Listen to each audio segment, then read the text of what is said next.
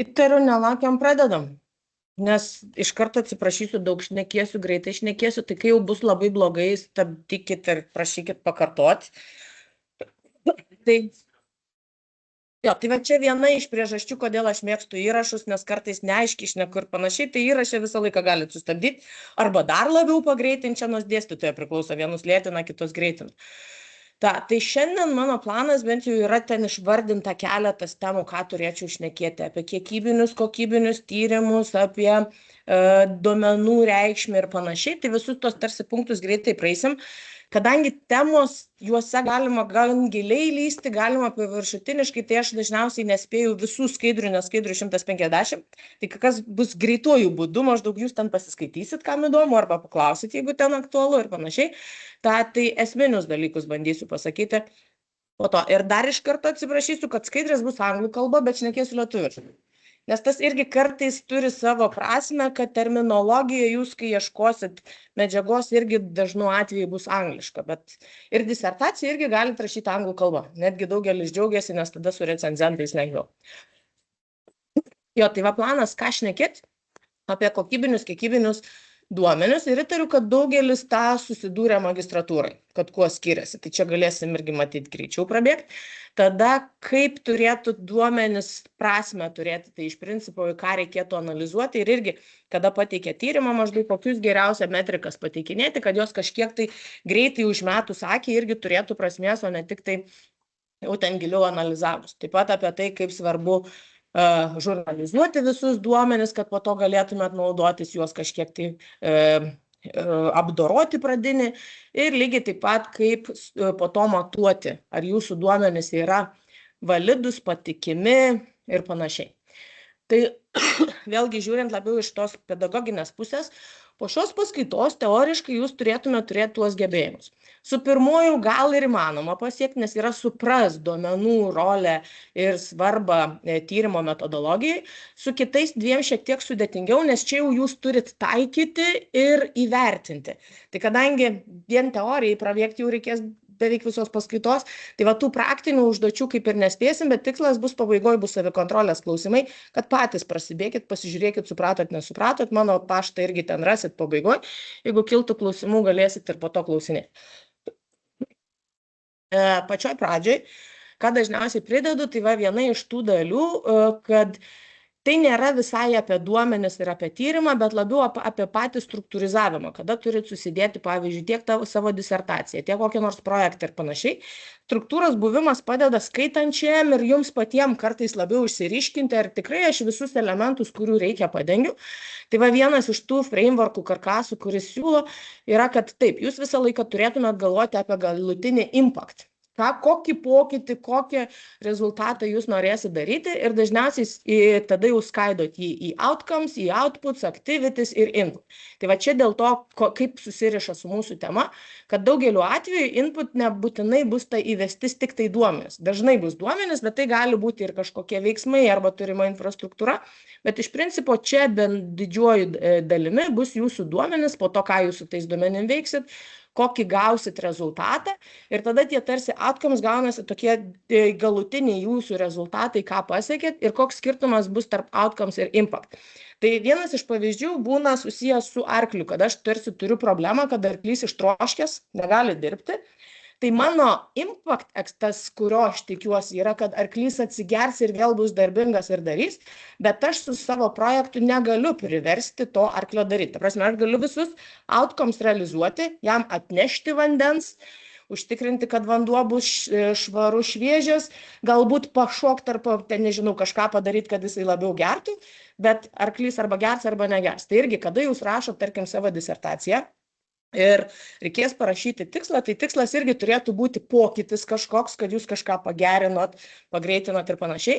Ir reikėtų jį daryti išmatuojamą. Tai pavyzdžiui, jeigu sugalvosit kokią nors tikslą pagerinti Lietuvoje švietimo sistemą, kaip ir gerai pagerinti, turėtumėt susigalvoti, kaip jūs ten tą gerumą išsimatuosit, bet jeigu galutiniai jūsų outcomes maždaug, kad ar jūs galit pagerinti patys su savo veikla, Ne, jūs tik tai galite sudaryti sąlygas, bet tarkim, ar ten iš tikrųjų mokiniai vykdys jūsų veiklas, ar mokytojai vykdys, ar dar kažkas, to kaip ir nėra, kad tiesiog galėtumėte įtakoti. Dėl to čia ir yra, kad kai galvojate apie tą galutinį rezultatą, susitaikykit, kad jūs ne viską galite kontroliuoti ir jūsų dažniausiai tiek disertacija, tiek projektai baigsis ties outcomes. Kad tarkim, ten sudaryta, nežinau, jeigu po mokyklas tęstume, tarkim, paskutinės aktualijos, ten sudarytas mokymosi programa, paruošti vadovėliai, dėstytojų atlyginimai pakelti ir taip toliau, tai galbūt va iš tų visų outcomes galiausiai jūs gausite tą impą. Bet kodėl gerai va tokią tipo diagramą pasibraižyti, kad jūs įsivertintumėte, jeigu jūsų tikslas buvo pagerinti, nežinau, padangų sukibimą su asfaltu, tai per outcomes jūs ir turėtume žiūrėti, o nuo ko tas priklauso. Ar aš teks, jeigu aš pakeisiu tik tai medžiagą? Ar tai turi? Tikriausiai ne, dar reikės protektorių žiūrėti. Tai va tarsi visus tuos susidėliuot ir kai kuriais atvejais jūs orientuositės tik tai vieną outcomes, kai kuriais atvejais galbūt ir visus, ką apsibrėšit, nuo jūsų priklauso. Ir kita svarbi dalis čia, kada kalbam apie tą diagramą, yra assumptions ir influence. Tai yra, kad ką jūs besusiplanuotumėt, vis tiek turit kažkokių tai savo pirminių prielaidų, kad turėtų būti taip, bet nebūtinai jos visą laiką bus teisingos. Ir dažniausiai dar bus išorinių faktorių, kurie įtakos. Tai irgi laikas nuo laiko, kada dirbsit su duomenim, jūsų viena iš svarbių dalių ir bus, kaip patikrinti duomenis, kaip patikrinti situaciją, ar iš tikrųjų jūsų prielaidos yra teisingos ir išoriniai faktoriai neturi kažkokių tai įtakų, kas galėtų jūsų rezultatus sutrikdyti. Ir tarkim, čia jeigu žiūrėtumėm, kaip mes einam iš tų inputų iki outcome, tai va, iš principo visur ten ir bus duomenis. Kodėl apie juos šnekėjau, kad inputas duomenis, kada testuosit, gausit rezultatus, vėl jie yra duomenis analizavimui, kada interpretuosit, vėlgi gausit papildomą žinias, kurie realiai irgi tarsi susiję su duomenim. Ir aš mėgstu va tą apibrėžimą, kad kuo skiriasi duomenis nuo informacijos. Jeigu pasakiau 14, čia duomenis, metaduomenis ar informacija? Duomenis. Jo, tai va kontekstas ir yra metaduomenis, nes tarsi metaduomenis tai yra duomenis apie duomenis. Tai va 14 aš turiu skaičių. Mano visas kontekstas, kad tai skaičius. Ką jisai reiškia?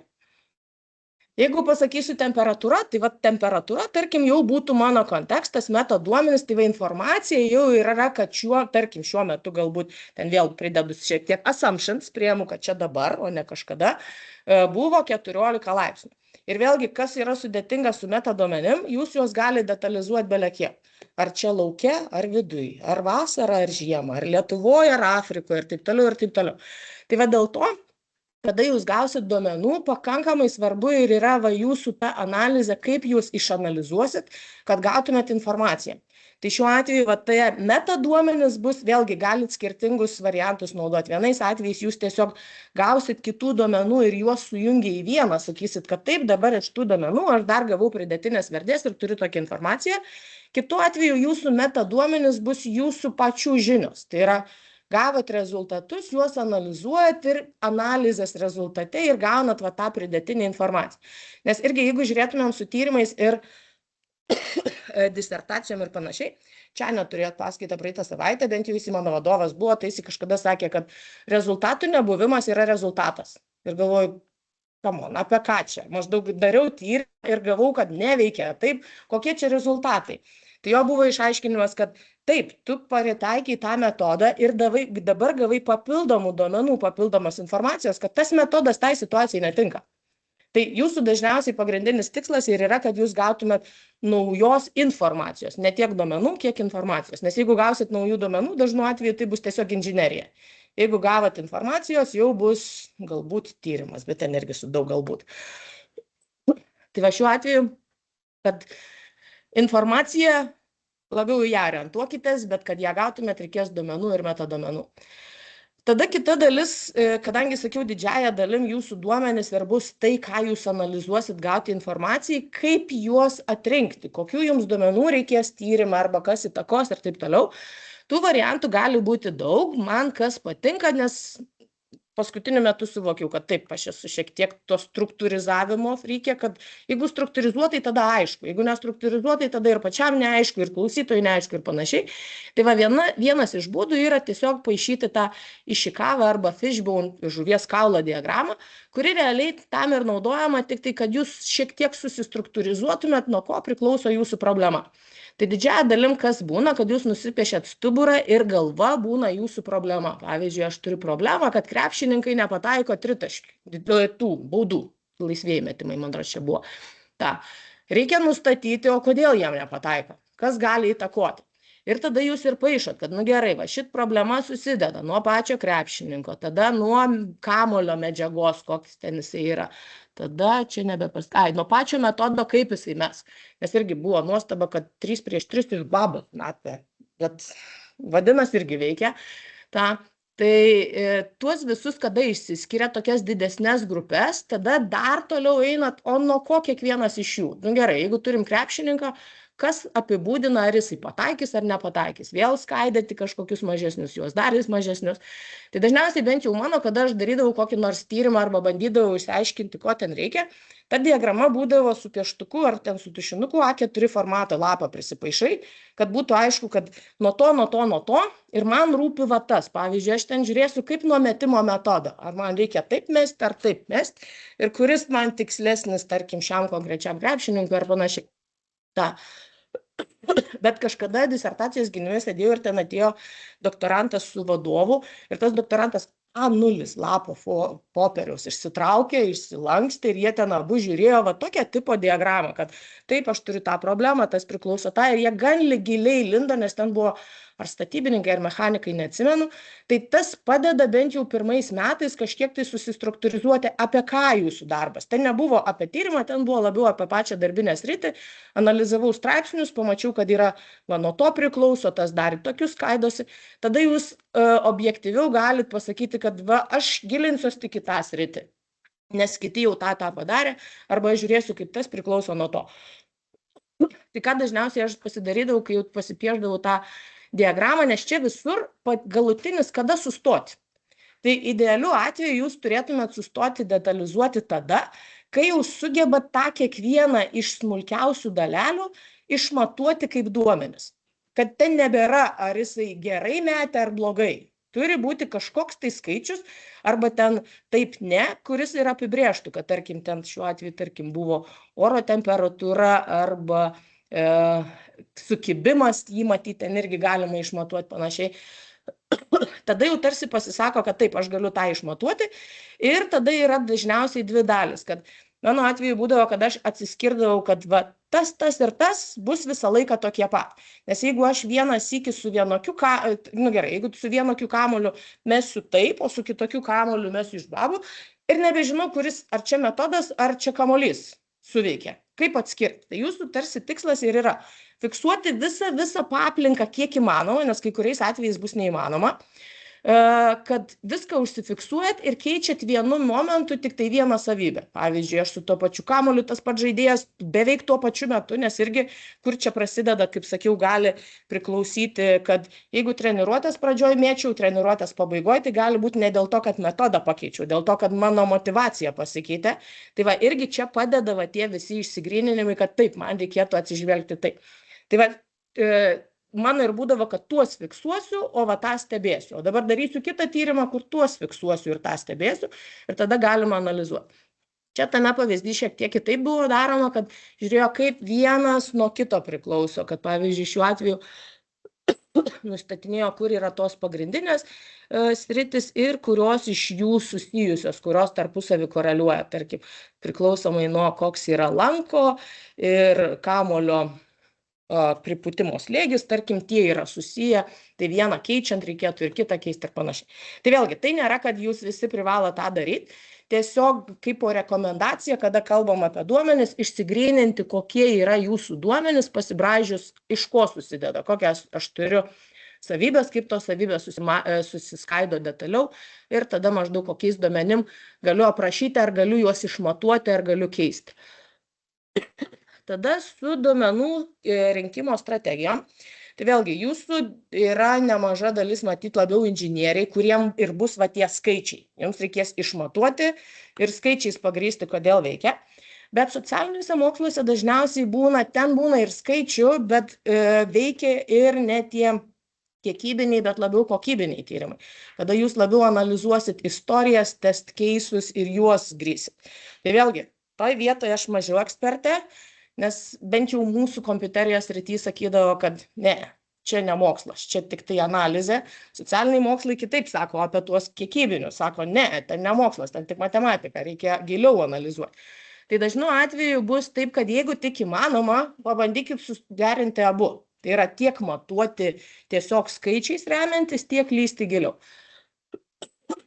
Ir su duomenų rinkimo strategija tai ir bus, kad ką norit sužinoti, ar skaičiais išreikšti, ar jau tų gilesnių analizių, kaip aš vadinu dažniausiai istorijų, tekstų, pasisakymų.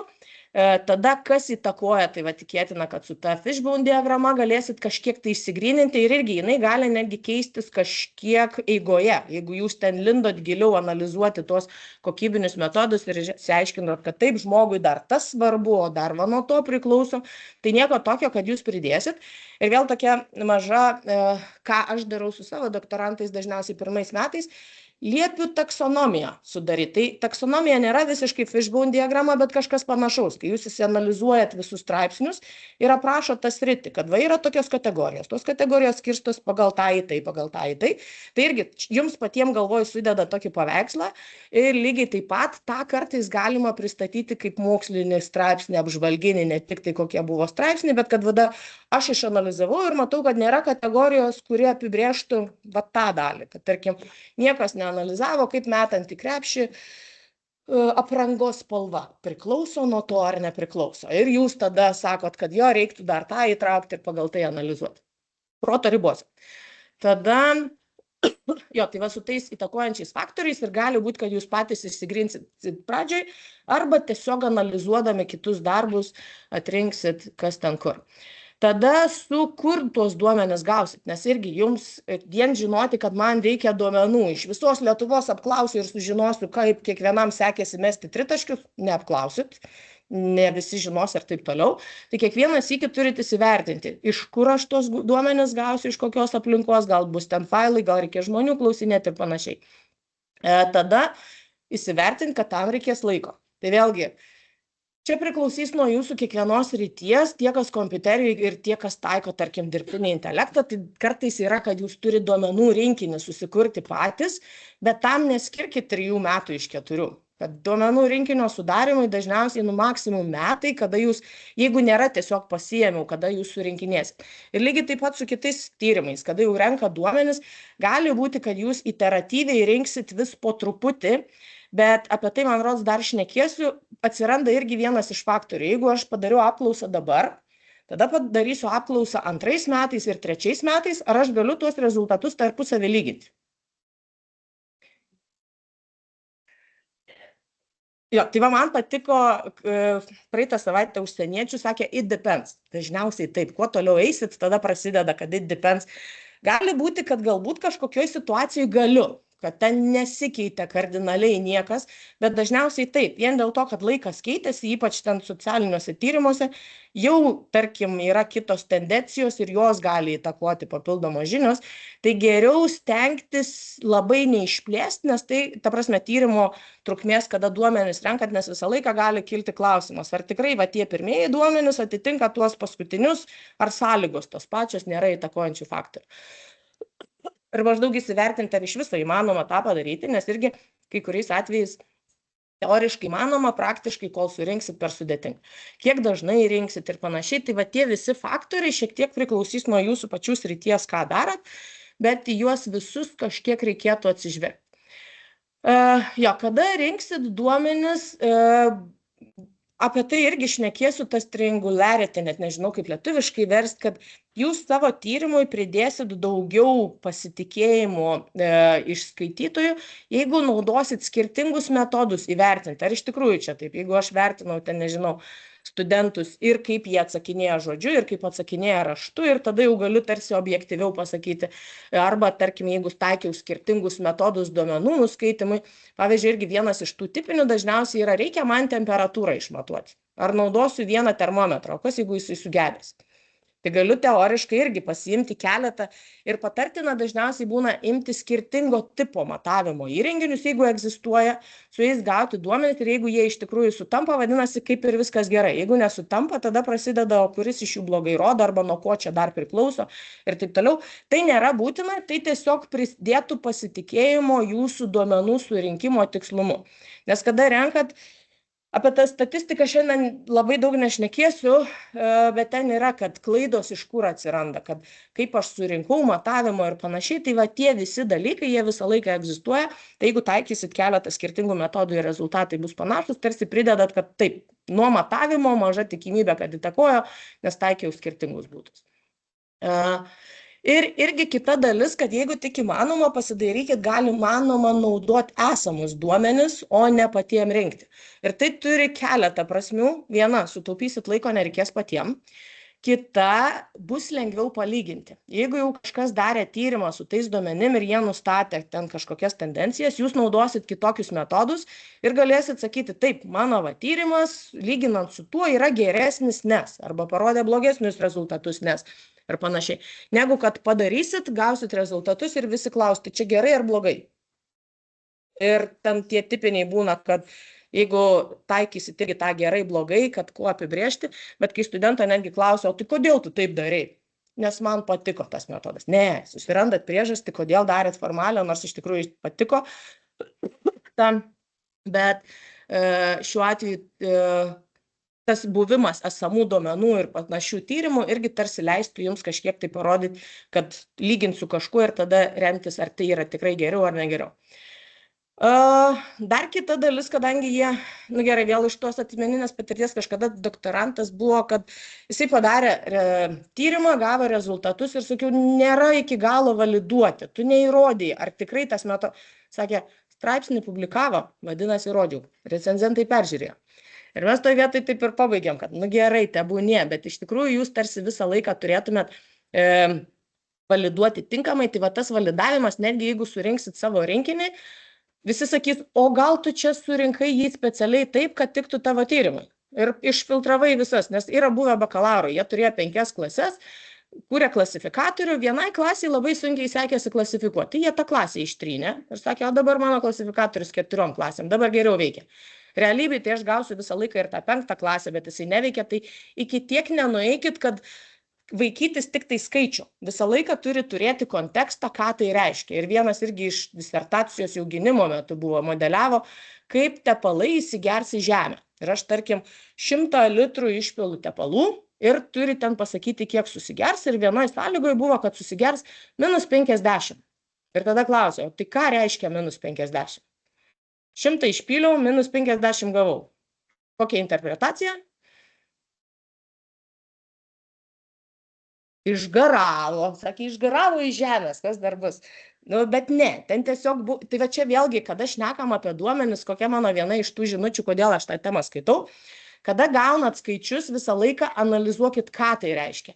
Tai šiuo atveju tiesiog buvo modeliavimo to modelio klaida, kad kadangi ten turi, tarkim, kažkokią kreivę, pagal ką jisai modeliuoja, ties 0 turėjo sustoti. Ir tiesiog jai reikėjo pridėti ifą, kad jeigu mažiau negu 0, tai 0. Ir viskas buvo gerai, o dabar gaunasi, kad iš tų 100 dar atsirado iš kažkur papildomas 50, nors ten žemėje nebuvo jokių duomenų, kad buvo dar tepalų. Tai va, kad nebūtų tokių, nes kur nepatiko man atsakymas, tada buvo, sakė, ai mes nesigilinom. Tai aš irgi nesigilinau balsuodama. Tai šiuo atveju geriau susižiūrėti, kaip sakiau, ką tie duomenys reikš ir grįžtant prie to, ką čia pasakau, tai va tai, kad jūs jau naudojat esamą, tarkim, duomenis, ką jau surinko kiti, jau prie jūsų nebe taip kabinėsis, jau kiti turėjo įrodyti, kad jie teisingai surinko duomenis ir tie duomenys yra atitinkantis realybę ir panašiai. Vienas iš mokslinio naujumų, ką daro, tai kartais susikuria dar papildomai savo duomenų rinkinį ir sako, va, su papildomais duomenim, kada dar atsižvelgsiu į tą, na, bus geriau. Tada, jeigu vis dėlto turit rinkti duomenis, irgi ką jums reiktų žiūrėti, kad atsižvelgti į visas aplinkas, situacijas, kaip jūs tai darysit. Ir vienas iš tų sakinių yra pretest. Irgi vienas iš tų patirčių būna, kad sumąsto studentai, aš dabar rinksiu duomenų rinkinį, pusmetį rinko, surinkę duomenis pradeda testuoti ir paaiškėjo, kad ten praleido kažkokios savybės, kurios jam reikia, nėra. Tai lyg ir viskas gerai, rinks iš naujo, bet visą pusmetį sugaišo tam, kad rinktų tuos duomenis. Tai va tas pretest iš principo ką reiškia, susirenkat mažą dalį duomenų, jau pasibandot, ar bent jau veikia kažkas į tą pusę. Jeigu matot, kad veikia, gerai, galit toliau tęsti. Jeigu matot, kad nieko aš ten nematau, galbūt tada galit grįžti ir sakyti, aš dar čia klausinėsiu ne tik to, bet dar ir to paklausiu, arba dar tą pridėsiu. Tai va tas su mažais duomenim jau tie duomenys nebus visai tikslus, bet bent jau gausit viziją, ar aš tą su prasme darau, ar be prasmės, nes po to vis tiek pabaigoje trūks duomenų ir bus, kad rezultato nebuvimas yra rezultatas. Tada kita dalis, tas labai matosi tuose visuose medicinos moksluose, kad jie ten kodėl vaikšto su chalatais ir kaukėm, tam, kad kuo mažiau būtų išorės veiksnių. Tai va, ir jūs, kada renkat duomenis, juos kažkaip tai sisteminat, susidarykit savo protokolą, kaip tą darėt. Jeigu vėlgi, tarkim, kur yra sunkiausia tą daryti, kada jūs darot pokalbius socialiniuose moksluose, tarkim, ten klausinėjate ekspertų, apibendrinat jų duomenis ir taip toliau. Tai tas protokolas, jį sunku laikytis, nes, tarkim, jeigu aš susirašiau, kad pirmą papasakosiu tikslą, tada problemą, tada ten klausiu to, ir beklausinėjant ten iškilo kažkokių, aš nukrypau į vieną pusę ir po to gavosi, kad žiūrėk, gal pamiršau problemą pasakyti, tada ir iš tikrųjų tie rezultatai tapatus su tais, kuriem pasakiau problemą. Tai va, jeigu turėsit protokolą ir jo maždaug laikysitės, kad tas padaryta tokia eilės tvarka, irgi kažkiek tai turėsit labiau pagrindimo, kad taip teisingai surinkti duomenys. Ir vėl kartais disertacija, straipsnių rašymas būna toks šiek tiek čytinimas iš tos pusės, kad taip, jums svarbu padaryti tą, ką norit, bet tuo pačiu jūs turite žinoti, kokios taisyklės, ko iš jūsų tikisi. Tai dažniausiai va tas vienas ir yra, kad, o kaip tu įrodysi, kad teisingai duomenys surinkai? Tai jau žinodami, kad to galimai klaus, nuo srities priklauso, sakot, tai va, buvo protokolas, mes darėm taip, kiekvienas iš ekspertų laikėsi, jie kiekvienas ir tada, kai jūs pakankamai aiškiai išdėstot, kad tai buvo struktūra, visi patiki, kad tai yra sisteminis, o ne šiaip padrikas kažkoks tyrimas ir tai tvarkingiau žiūri patikiminiau. Tada kita dalis ten su duomenų kodavimu ir man rodos dar bus, gerai, gal nebus, kad netgi tie duomenys, kurių jums dabar nereikia, bet jūs juos gavo, dėl viso ko išsisaugokit, o gal reikės. Nes irgi vienas iš tipinių, kad tie, kurie naudoja mašininį mokymą, mokino modelį, čia maždaug gerėja rezultatai, pradėjo blogėti ir jisai nori grįžti prie tų pirminių rezultatų, palyginti, kaip ten, tarkim, veikia su kitokiais parametrais, bet turi tik akurasi, vieną metriką. O reikia confusion metrics. Ką daryti? Neišeina iš to tų išskaičiuoti. Vėl turiu kartoti bandymą, kad gaučiau. Jeigu išsisaugosit visus logus, taip jie užims kompiuterį daugiau vietos, kol surasit ir panašiai, bet jeigu tik prireiks grįžti, ten surasti, o ką aš dariau, o kiek aš dariau, ką bandžiau, nebandžiau, iš tų visų logų tarsi galėsit irgi atstatyti. Tai va dėl to struktūrizuoto požiūrio, kad rinkti taip pat, tada, kada turėsit ypač tuos multi-case, ar, ta prasme, daug atvejų galbūt netgi galit juos kažkiek tai susiklasterizuoti į grupės, pačią metodiką pritaikyti, ir irgi, kad kai atlikinėsit, kad svarbu turėti alternatyvų su kuo lygiai. Tada, ką čia dar rašiau? Kad, gerai, apie tą dar šnekėsim, kur bus apie sample ir population, kad jums svarbu irgi ne vienas iki išmatuoti, nes tada iš kur žinau, kad teisingai, prasideda su ta statistika, čia vėlgi, kur yra baltas melas, kad dėl gerų priežasčių, juodas dėl blogų, o dar blogesnė statistika, nes kaip norėsit, tai pakreipsit. Tai šiuo atveju irgi, kad kada vykdote eksperimentus, juos daryti bent jau pradžioj, tarkim, keletą kartų ir žiūrėti, ar iš tikrųjų tie rezultatai labai svyruoja ar ne, nes jeigu labai svyruoja, tai vadinasi, kažkokio dar faktoriaus neįvertino, dar kažkas tai turi įtakos ir tuose pradinėse fazėse dar galėsit jį, tarkim, bandyti išmatuoti, įvertinti, arba tiesiog ten ir bus kažkoks procesas, kur labai skirtingi rezultatai, bet turėjimas tų daug matavimų irgi jums leis iš kiekybinės pusės pagrįsti, kad kokie svyravimai ir kokie yra pasikliaunamumo intervalai. Tada, kaip sakiau, man labiau patinka skaičiai, nes paprasčiau lyginti negu žmonių kalbas, kad ką jie ten papasakoja, bet vėlgi, netgi jeigu ir taikot visus interviu, šiais laikais galit juos kažkiek tai struktūrizuoti į semantinę konteksto analizę ir po to kombinuoti tiek kokybinius, tiek kiekybinius metodus tarpusavį ar panašiai. Tai va su tuo semi-structured approach, kad iš principo čia ir šnekama, kad lyg ir turit struktūrą, bet, kaip sakiau, dažniausiai socialiniuose moksluose atsiranda, kad dar, dabar klausinėjau ir žinau, kad man reikia ten giliau įlysti, sužinoti ne tik taip patį rezultatą, bet ir priežastis arba nuo ko tam žmogui priklausė. Tai irgi gali būti, kad jūs turėsit, pavyzdžiui, tą patį protokolą, kaip klausinėti, bet būsit įsivertinę, kad va toj vietoj su tokiom sąlygom galima ten lysti giliau ir klausinėti giliau.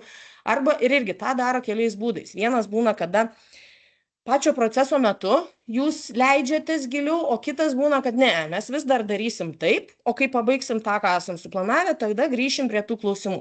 Tai irgi dėl to jums pakankamai svarbu būna viską fiksuoti. Ir su fiksavimu irgi tradiciškai būna tie, kas klausinėja, jie žymisi savo kažkur. Šiais laikais galit ir rašinėti ir po to naudoti. Atsimenu, čia senokai jau buvo, bet jie darė tyrimą, kad jie įrašinėdavo žmogaus netgi ne tik kalbą, bet ir kūno kalbą. Ir po to dar pasitelkdavo psichologai ir pagal jį klausdavo, kaip ar jisai čia ar melavo, ar komfortiškai jautėsi ir panašiai ir panašiai. Tai va čia vėl grįžtumėm prie to pačio, kad galima taikyti ir skirtingus metodus. Ne tik tai kalba, bet ir kūno kalba, kurią galit panaudoti. Jo, tai va tuos semi-structure dažniausiai ir bus, kai jūs labiau norėsit lysti į gylį arba labai bus priklausoma situacija, ta prasme, neaiški situacija eigoje apsibrėž papildomas savybės, ką galėsit dar detaliau išsiaiškinti. Ir tada, jeigu žiūrėtumėm, kad kaip įvertinti, ar aš tinkamai išmatavau, ar mano duomenys tarsi renkami tvarkingai, tai lietuvių kalboje man su kai kuriais tais terminais sudėtingai apibrėžti, kuo jie skiriasi, bet tarkim, tai va pirmas dažniausiai, ką jūs turėtumėt pasižiūrėti, kad kiek ta metrika, kurią jūs analizuojat, yra relevant, tai tarsi būtų aktuali. Pavyzdžiui, šiuo atveju, jeigu šnekėčiau, kad kaip nuo, kaip aš ten sakiau, aprangos spalvos priklauso, kaip aš tiksliai mėtysiu. Tikėtina, kad čia susigalvojau kažką ir nelabai, bet kartais gali būti va irgi vienam straipsnį kažkada buvau susidūrus. Jie matavo saugos lygį organizacijai ir jų mato vienetas buvo, kiek per metus jie aptiko atakų. Ir maždaug, kad va, mes dabar aptinkam mažiau atakų, vadinasi, sistema saugesnė. Ar iš tikrųjų? Gali būti, kad jie dar yra nesaugesni ir jie net nepastebi tų atakų. Tai iš principo ir tai irgi neapibrėžia atakų skaičius, ar ten jos sėkmingos ar nesėkmingos, tiesiog labiau apibrėžtų, ar kažkas suinteresuotas buvo jūs atakuoti, o ne ar sistema saugi. Tai va šiuo atveju tas relevant tarsi ir yra, ar tikrai va čia tas faktorius, kuris atakuoja, tai irgi su kažkokiom tai fishbone diagramom ar panašiai jūs tarsi galėtumėt labiau loginio mąstymo eigoj pagrįsti, kodėl tai aktualu arba ne. Tada ar tas patikimumas yra credible, man patikimas, tarsi tas metrika ar yra patikima, tai irgi maždaug kaip jūs ją išmatavot, kokiais būdais arba ar jinai atitinka. Tada ar validi ir variable, reliable, tai vėlgi čia tarsi labiau patikimas, bet šiuo atveju čia ar aš juo galiu remtis kaip po faktu, labiau iš tos pusės, kad toks kaip po egzistuoja, čia ar patys duomenys tinkami, o čia maždaug ar jie nėra per daug svyruojantis. Jeigu visi jie turi savo atspalvį, bet čia kaip prasideda, pavyzdžiui, lietuviškai reikia pasakyti ten kokį nors tikslumas. Accuracy, precision, visi jie maždaug tikslumas, ten turi savo metrikas, tai anglų kalboje jie turi atspalvį, lietuvių kalboje, jeigu suapibendrintumėm, iš principo jūs turite žiūrėti į du dalykus. Ar tie duomenys yra patikimi ir ar jie atspindi jūsų kontekstą. Tai kaip ten išreikšit, matysit, ir netgi pabaigoj bus klausimų, tai irgi su tais klausimais netgi aš maždaug čia tas ar tas, nu, iš principo abu, nes vienas su kitu jie dažniausiai būna pakankamai aiškiai susiję, nu, ta prasme, turi sąsajų irgi. Tai va čia apie kiekvieną iš jų bandžiau paaiškinti maždaug kokia esmė, kad va čia ar atitinka jūsų tą situaciją maždaug relevance, ar susijęs, ar aktualus tai temai, credibility, ar galiu juo tikėti maždaug, ar jisai patikimas, nežinau kaip kitaip pasakyti. Su valid, tai iš principo labiau, bent jau aš kada žiūriu, būna su ar techniškai galiu pasitikėti, maždaug ar yra... Nu gerai, jeigu turėsiu kažkokius tai duomenis ir man pasakė mano kaimynė, kad čia yra gerai, ir ta kaimynė yra šlavė, o jinai pasakoja apie kibernetinę saugą. Ar patikimi duomenys, tai va čia labiau būtų valid, ar maždaug, ar juo galiu ne tai, kad teisiškai pasitikėti, bet iš principo, ar jie validuoti, pagristi kažkuo. O su reliability, tai va šiuo atveju, kaip sakiau, dažniausiai būna susiję, kad kiek smarkiai jie gali sviruoti, ar aš įvertinu pačią duomenų, ką tokį?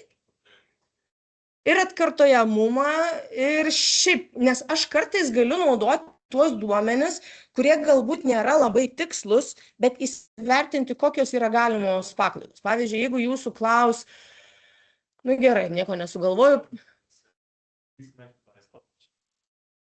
Čia pavyzdžiai buvo maždaug, ar tą galiu padaryti, bet su tais klausimais yra keletas niuansų. Pavyzdžiui, jeigu aš matuoju laiką su chronometru, ar čia yra tinkamas ar netinkamas matavimo būdas? It depends.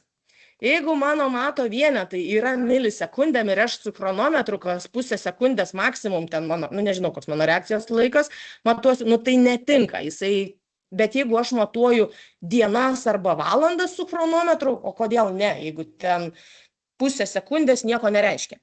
Tai iš principo va čia ir parodo, tarsi ką turėjo omeny va tą sviravimo duomenų, kad aš įsivertinau paklaidas. Man reikėjo dienų ir mano sviravimai yra pusę sekundės, tai čia nys turėjo jums pasakoti, vienas iš jo yra tų esminių, kur sako, kad kai rašysi disertacijų skaičius, rezultatus, kiek skaičių po kablelio rašyti?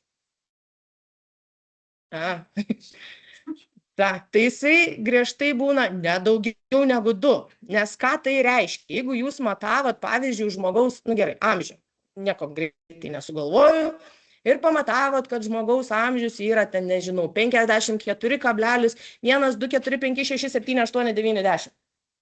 Kam ten tie paskutiniai skaičiai rūpi ir kaip, nu gerai, žmogaus amžių aš galbūt galėčiau pamatuoti tiksliai, bet jeigu ten reikėtų kokį nors kitą matą vienetą, kur net tokiu tikslumu realybėje jūs neišmatuosit. Tarkim, man reikia laiką matuoti su chronometru ir aš rašau 10 skaičių po kablelio sekundėm.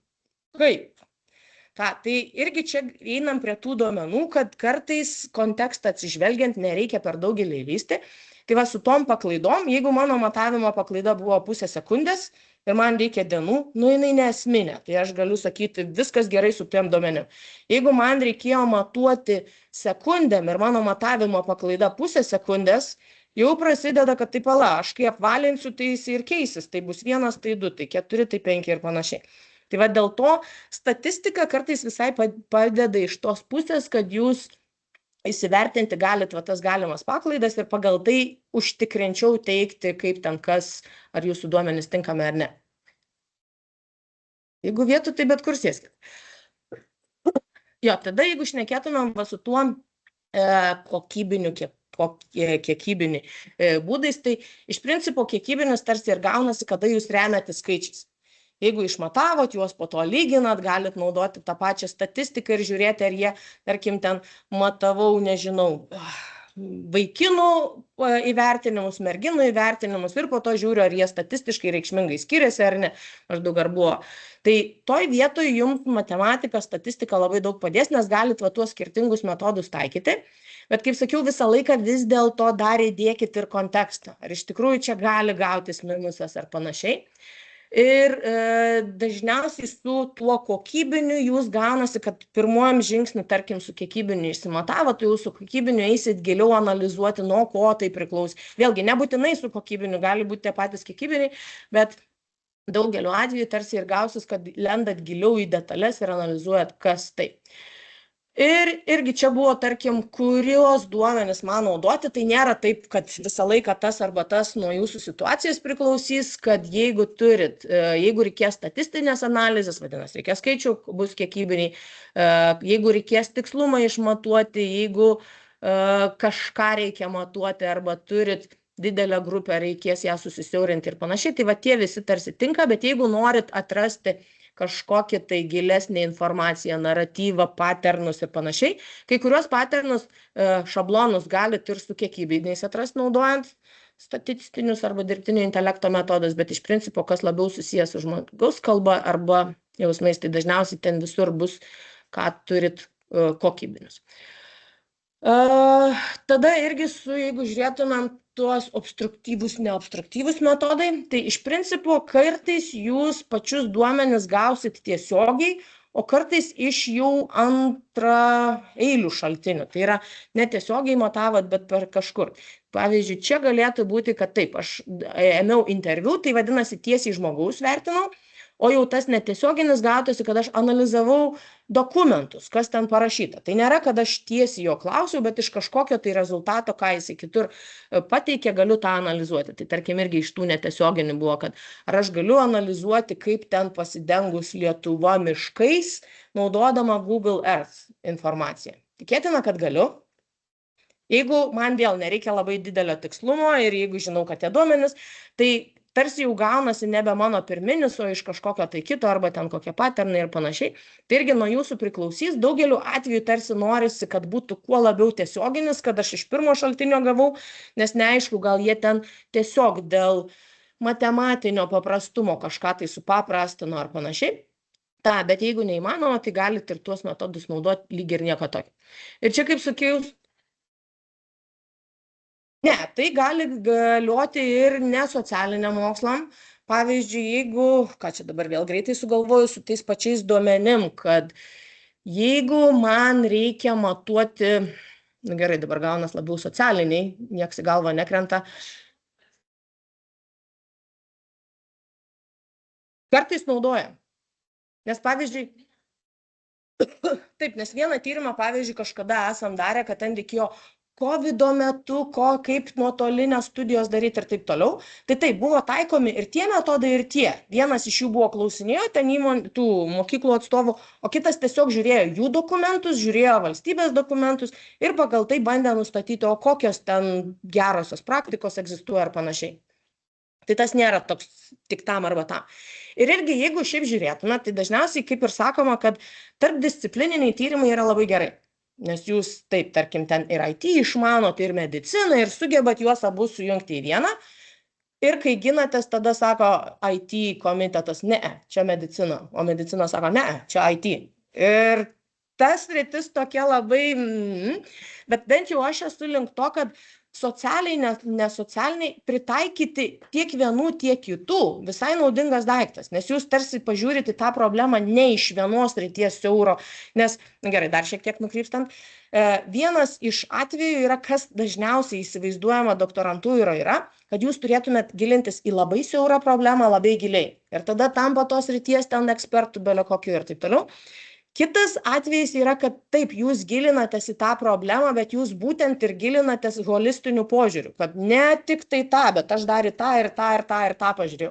Tai va, kai kuriais iš tų atvejų jums taikymo socialinių metodų inžineriniuose tyrimuose gali būti privalumas. Ir lygiai taip pat socialiniuose inžinerinio, ten statistikos pritaikomas dažniausiai irgi gan dažnai vyksta. Tai va, link to sukant irgi yra tas triangulation, nežinau kaip lietuviškai versti, bet iš principo, kad jūs jį gali daryti, kad taikyti skirtingus metodus. Kad aš tos pačius duomenis gavau ir apklausų būdu, ir analizuodama dokumentus, tai tarsi jau tvirčiau galiu teikti, kad iš tikrųjų taip ir yra, o ne tai, kad man vienas pasakė vieną dokumentuose visai kitaip ir tada kuriuo tikėti. Tada irgi galit naudoti skirtingus duomenų šaltinius. Kad aš vieną paėmiau, tarkim, ten tiesiogiai apklausą, o kitą iš dokumentų, nu gerai, čia vėl metodai persipinę su šaltiniais, nes dažnu atveju jie irgi siesis, bet tarsi irgi, kad jeigu dviejų skirtingų šaltinių, tarkim, dviejų termometrų, vieno gyvsidabrinio, kito elektroninio naudojau duomenis ir irgi jisai rodo, kad ten skaičiavimai tie patys. Ir dar kita dalis, kad netgi vertintojus galit naudoti kelis. Tai va su vertintojais, ypač tai būna su socialiniais mokslais, arba kada jūs neturit duomenų ir jums reikia eksperto. Dažniausiai visą laiką sakys, o kaip jūs parinkote ekspertą, ar jis tikrųjų jisai ekspertas, kiek turėjo patirties, kaip įrodėt ir taip toliau. Bet jeigu jau turėsit kelis ir jų rezultatai tarpusavį labai smarkiai nesviruoja, irgi tarsi tai įneša jums kažkiek tai pasitikėjimo jūsų duomenim ir rezultatais, kad taip, net keli ekspertai tarpusavį nesusiję, vertino panašiai ir rezultatus gavo panašius. Ir su duomenų rinkimo metodais, čia išvardinau keletą, prie visų neliksiu, nes skaidrės pasidalinsiu, apie kiekvieną iš jų rasit. Tai didžioji dalis jų, bent jau tie pirmieji, dažniausiai taikomi socialiniuose moksluose. Tarkim, ten observation bus, kada aš tik tai stebiu, kaip ten, tarkim, mokiniai elgėsi ar panašiai. Fokus grupė, kada surinksit ir jie ten diskutuos ir panašiai. Delfi metodas irgi ten turi savo savitumo, kad jie padiskutavo, ta prasme, pateikė rezultatus, jeigu rezultatai nevienodi, jiems ten duodi laiko, jie pasitarė ir taip toliau, tai apie tuos visus bus. Inžinieriai dažniausiai taiko va tą eksperimentai. Ir ten vėlgi jų yra įvairių viduj, nuo srities priklauso, bet realiai, kad jūs turit praktiškai daryti ir gauti skaičius iš, nežinau, kompiuterio matavimo įrenginių, o ne iš ekspertų, tai dėl to tarsi apibendrina vienu žodžiu. Tai va, apie kiekvieną iš tų čia kažkiek tai bus, kaip jūs susirenkat duomenis, kokie privalumai, pliusai ir taip toliau. Įtariu, jums sakė praeitą savaitę, koks bus egzaminas. Turėsit klausimų. Kiekvienas klausimas turės po 4 atsakymus. Galimus iš jų tik tai vienas teisingas. Tai kaip ir, bet... Jo, tai su tais visais, neatsimenu, ar bus apie metodus, bet gali būti. Jo, tai va su duomenų žurnalizavimu, iš principo jau kažkiek tai sakiau, kad netgi jeigu yra perteklinių, geriau kažkur išsisaugokit. Gali būti, kad prireiks vėliau. Tada, kad nėra vieno tinkamiausio metodo, jūs atsižvelgiat į kontekstą. Ir praeitą savaitę vienas iš studentų klausė, kai ten prie pačios pirmosios skaidrės buvo, kad jūs turit problemą ir jūsų tikslas yra ją išspręsti ir parodyti tą pokytį. Jis sakė, ne, aš kitaip darau, aš turiu metodą ir man reikia parodyti jo taikymo ribas. Tradiciškai jūs taip neturėtume daryti, bet susukit kitaip. Jūsų problema yra, kad jūs nežinot to metodo taikymo ribų. Dėl to jūsų tikslas ir yra ten, tarkim, ištirti, išsianalizuoti. Tai lygiai taip pat su pačiais metodais, kodėl apie tą užsiminiau, kad kartais jau bus ir tuo metodu padaryta, ir tuo, ir tuo, ir tuo, ir nu ką ten naujo padaryti, nes visiems iš jūsų reikia mokslinio naujumo. Ir tada suvoki, kad nu va nieks nedarė taip, tai aš pabandysiu, čia galbūt mano bus mokslinis naujumas, tai nėra pats geriausias rezultatas, bet tai vis tiek vienas iš tų, kad nu, va turiu kažką tai savo, ko nedarė kiti, bet disertacijai vis tiek pagrindžiat, kad aš pasirinkau tą ne dėl to, kad niekas nedarė, o dėl to, kad jisai tinkamas pagal tokius ir tokius kriterijus, kuriuos ten jūs žinot arba radot literatūrai. Tada, kaip va tuos visus surinktus duomenis analizuoti, tai va čia bus apie tą data sampling, iš principo, kur yra problema. Jeigu man reikia sužinoti Lietuvos visų gyventojų vidutinį ūgį, ką daryti? Visus matuoti? Ne, vis tiek. Iš kur? Gali būti, kad kažkur yra apibendrinta, bet aš įsivaizduoju, moksleivius visą laiką ten matuoja, kas kažkiek tai suaugusių nieks nebematuoja, ten nebeišeis visų surinkti. Tai va čia tas data sampling ir yra apie tai, kad man reikia visų Lietuvos gyventojų, bet aš žinau, kad niekaip neįmanoma. Tai vadinasi, man reikia pasirinkti reprezentatyvę grupę ir atrinkti dalį iš jų išmatuoti ir daryti prielaidas apie visą populiaciją. Nes maždaug jeigu atrinkau tvarkingai, tai ką gavau, turėtų atitikti visus. Tai va tą daro tie, kada neišeina techniškai, kiek resursų neturit ir panašiai, arba šiaip maždaug, kad tingiu, tai darysiu su tais. Kuo 1000? Ten yra formulės, kaip jūs turėtumėt paskaičiuoti. Nes vėlgi tos formulės remiasi tą pačią statistiką, kokio tikslumo duomenų jūs norit. Tai vėlgi čia yra viena iš dalių, nes aš esu labiau inžinierė negu, kaip čia duomenų, aš net neatsimenu tų visų formulių. Kai reikia paskaičiuoti sample size, aš naudoju online'inius kalkuliatorius ir taip toliau, negu kad, o ten reikia tą ar tą, o kur čia trasdata. Tai va, jeigu gerai atsimenu, kažkas tai tokio būdavo, kad ten reikėdavo apie 1000, bet vėl gyventojų skaičius skiriasi ar panašiai, tai gali. Plius šnekėsim dar apie kitą dalyką, nu gerai, dar prie to prieisiu. Tai va, dėl pačių terminų, nes teoriškai visi turėjo turėti bakalauro arba magistratūroje statistiką, kas yra populiacija, tai va viskas. Jeigu man reikia išanalizuoti Vilnius Tech studentų vidurkį pažymių, kas mano populiacija? Šiuo metu studijuojantis, alumnų jau, tarkim, nebereikės, nes jie jau alumnai ir panašiai. Tada, tarkim, census būtų, kada jūs renkat duomenis iš visos sample, kada jau gausis va tas mano mažas subsetas, pagal kurį žiūrėsiu, kaip ten duomenis rinkti. Ir tada, tarkim, vėlgi tas sample frame, kad gausis sąrašas, iš kurio aš renkuosi.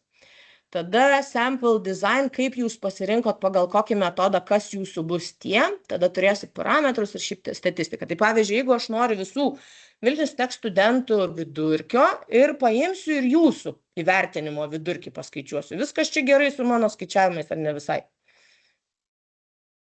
Kodėl? Jūsų tiek daug, gal netgi statistiškai užtektų, nes tikriausiai ne, bet jeigu užtektų, kur bėda?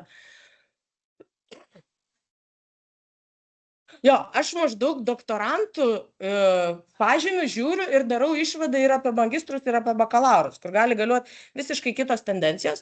Dėl to va, tas sample design ir yra, kad kaip aš pasirinksiu tą savo subsetą, rinkinį, kuriuos apklausinėsiu, kuriuos pažymių žiūrės. Šiaip tai gal netgi pažymių vidurkis nelabai įdomu, nes sistemose visų jūsų pažymių vidurkį, tai aš galėčiau visą populiaciją žiūrėti ir sakyti, bet tarkim. Tai va, čia bus išvardinta keletas metodų ir atsimenu, kad iš tos temos apie sampling metodus, tai tikrai klausimą kūriau, jeigu nepakeis šiemet klausimų, tai vienas iš tų bus neaišku apie kurį metodą, bet aš giliai jau šiandien nepasakosiu, nes laiko pritrūks. Esmė ta, kad skaidrėse rasi. Tai esmė ta, kad dažniausiai yra va tas random, bet random irgi tas atsitiktinis viduj dar turi N variacijų, kaip tą random aš galiu daryti. Nes vienas yra visiškai parandomų rinksiuosi, kitas, pavyzdžiui, aš pasirinksiu intervalą, kas kiek imsiu. Ir aš, tarkim, turiu visą sąrašą studentų ir kas penktą, jeigu man ten reikia 20% apklausti, kas penktą pasiėmu. Arba kitas irgi turiu pradžią ir tada turiu intervalą, kad nebūtinai nuo pirmo pradėti, nes čia visą laiką pats pirmas automatiškai maždaug patenka.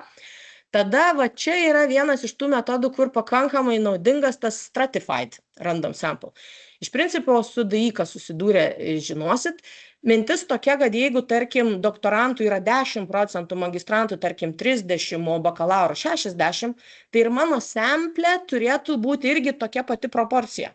Kad aš nesugadinčiau, kad va 100% yra doktorantų, o darau išvadas apie visus.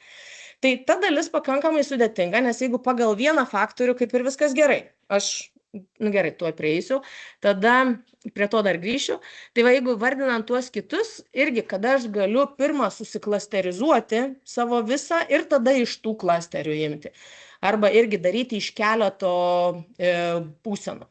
Ir vienas iš pavyzdžių, tarkim, jeigu man reiktų va čia pasirinkti, man reikia paskaičiuoti Lietuvoje, koks yra vidutinis gyventojų būsto plotas. Ir aš, tarkim, galiu gauti duomenis iš kokio nors, ten nežinau, registrų centro ar panašiai, bet už kiekvieną užklausą man reikia mokėti pinigus, nenoriu aš visų Lietuvos gyventojų apklausti, aš noriu susimažinti, kad būtų pigiau. Ir tada renkuosi, kaip man pasirinkti, kurių gyventojų būsto ploto aš norėsiu imti. Ar galiu imti, kad iš kiekvieno ten miesto miestelio, kur yra daugiau negu 1000 gyventojų, po vieną gyventoją? Kodėl? Jo, kad Vilniui ten vos ne, tarkim, pusę Lietuvos ir aš iš ten paimsiu vieną gyventoją, ar kaip ten atrodys. Ar galiu pasiimti tiesiog, tarkim, žemėlapį ir šaudyti random taškus? Irgi toks, nes ten prie Vilniaus reikėtų daugiau. Jeigu pasiimsiu sąrašą, tarkim, ten būdavo tų telefonų knygos ir iš ten rinksiuos randomų vieną paskui kitą. Tas tikėtina, nes tada aš neprisirišu prie gyvenamosios vietos, tai galbūt, bet vis dar išlieka tikimybė, kad nepataikysiu ir Vilniaus visai nebus, ar ten panašiai. Vėl statistika, bet tai vėlgi su tais multistage galėtų būti, kad aš pirmą pasirinksiu kiekvieną, tarkim, ten miestą randomų, tada iš kiekvieno miesto galbūt dar rinksiuos rajoną randomų, nu, ten kuriuos paimsiu, ar dabar kiekvienam, kad netgi iš kelių žingsnių galiu eiti vis gilin, kad atsirinkčiau tuos tikrai esamus. Ir tai va čia apie tuos visus rasit dėl viso ko su tuo stratified. Tai va pati mintis, kad jeigu turiu visą populiaciją išsidalinusią taip, tai lygiai tokiom pat proporcijom man reikėtų ir kiekvieną iš jų. Bet kur yra niuansas? Pavyzdžiui, nu gerai, mes turėjom, kad doktorantai, magistrantai, bakalaurai, bet o kas jeigu ten visur bus tik moteriškės? Dar tarkim, man reiktų ir moteriškių, ir vyriškių atskirai, o po to dar reiktų tie, kurie gyvena Vilniuje ir tie, kurie gyvena ne Vilniuje, o po to dar to, dar to, dar to. Tai kartais iš tikrųjų va tos proporcijos būna ne pagal vieną kriterijų, o pagal N kriterijų. Aš ten jau tada gaunasi, kad turiu daug tų grupelių, kiekvienos žinau proporcijas, jeigu įmanoma žinoti, ir tada jau kiekviena iš jų bandau, kad būtų vienodai ir pagal lytį, ir pagal pakopą, nu, ne vienodai, bet pagal proporcijas. Tai va, netgi pasirinkti, ką pasiimsit į savo subsetą, kartais irgi būna, kaip čia, darbo, kol padarysit. Ir kita dalis, kad galit ir nerandom daryti, o šiaip pagal kažkokią tai logiką išsirinkinėti, pavyzdžiui, vėlgi, anie metodai labiau, kada jums reikia statistikos ir turit kiekybinių duomenų daug. Jeigu reikia kokybinių duomenų, pavyzdžiui, šnekėti su kažkuo ir pagrindinė problema būna va čia, kad mes arba norim su konkrečiai žmonėms šnekėti, pavyzdžiui, sprendimų priėmėjais. Nu, tai aš negaliu labai daug ko rinktis, jų tiek yra, kiek yra. Tai va tas tarsi, kad tikslinis. Tada su Snowball yra mintis ta, kad aš pradedu nuo kelių, kurie man tinka, bet daugiau nebežinau ir klausiu jų, o gal tu dar žinai kitą ekspertą, kuris irgi būtų toj srity ir galėtum man ten dar padėti. Ir pats toks paprasčiausias būna, man patogiausia buvo tuos apklausiu. Tai disertacijai taip nesakykit, vis tiek sugalvokit ten tą priežastį, kodėl tie buvo, kodėl jie tinkamiausi, bet įmanoma daryti. Tada, tai va ta dalis, jau po to einam apie statistiką, šiek tiek, kad jums irgi reikėtų žiūrėti į tuos išsibarstymus. Čia apie tą patį. Ir dėl dydžio, ką ten šnekėjom, kiek Lietuvoje reikėtų, nežinau, nes visą laiką skaičiuoju, tai va teoriškai man reikėtų įsivertinti savo tą konfidencialumo intervalą, kas dažniausiai būna 95%, kartais jums reikės 99%. Ir pagal tai jūs turėtumėte tarsi atsirinkti kiek. Tai va, ką jums reikia žinoti, reikės tada žinoti, koks yra visas populiacijos dydis ir kokio jūs norite to pasikliaunamumo intervalo arba klaidos tikimybės. Tai va, tarkim, čia aš įdėjau tiesiog vieną iš jų, kur galit pasiskaičiuoti, bet beveik prie kiekvienos apklausos sistemos ten būna, kad kaip pasiskaičiuoti sample size, kad žinočiau, kiek man reikės respondentų apklausti, kad būtų skaitoma pakankamai. Tai va su tais irgi, kad daugeliu atveju neišeis visų duomenų analizuoti, tai pasirenkat tiek, kiek jums tiktų, bet renkatės ne tie, kurie jums patinka, o kažkaip tai pagrindę, kodėl jūs tokį susimažinat. Tada, kai jau gavot duomenis, vėlgi tas preprocessing, kad kaip juos šiek tiek pasianalizuoti, tai va ta diagrama tarsi turėtų rodyti šiek tiek pasiskirstimą tarp to, kiek jūs laiko skiria duomenų analizai ir duomenų rinkimui. Tai kaip sakiau, tas pradžioje buvo pretest. Tai tai reiškia, kad pačioj pradžioj, kai surinkot pradinius duomenis, sugaišot čia, nežinau, apie 80% laiko, skiriat apie 20% va tam pirminiam testavimui. Ir vėlgi, gali priklausyti nuo jūsų situacijos, nebūtinai kreivė bus tokia, gal jūs ten važiuosit taip, ir tada sakysit, viskas užtenka, nebereikia. Bet kai kuriais atvejais gali būti, kad taip, kuo toliau važiuoja, tuo mažiau jūs tarsi duomenų vis naujų renkat, tuo daugiau gaištat laiko pačiai tų duomenų analizai, bet tas pirminis neturėtų būti, kad va čia aš rinkau ir tada visą laiką skiriau tik tai analizai, nusileido iki 0 ar panašiai.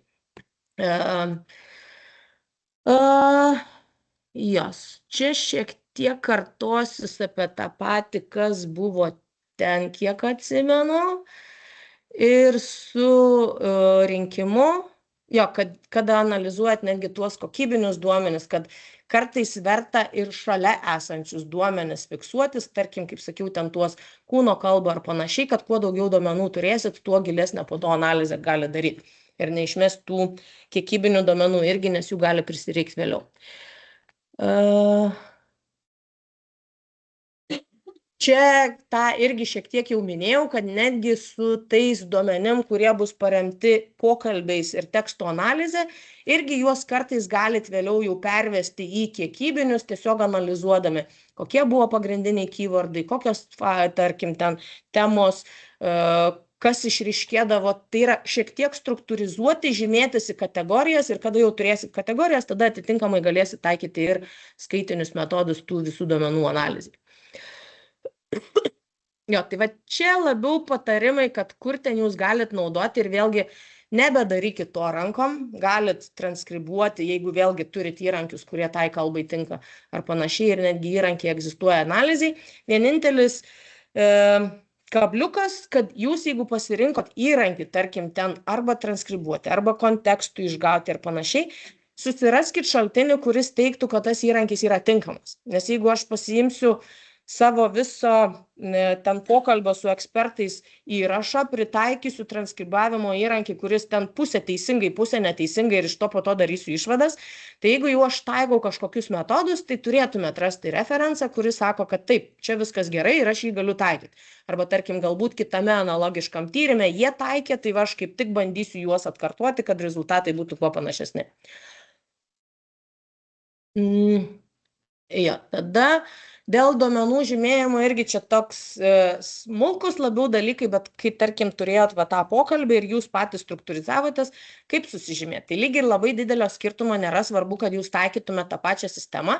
Kada jau po to pereisit prie skaitinės duomenų analizės, prie skaičių, tada tarkim, ar yra logikos savaitės dienas žymėti. Pirmadienis vienetas, antradienis 5, trečiadienis 4.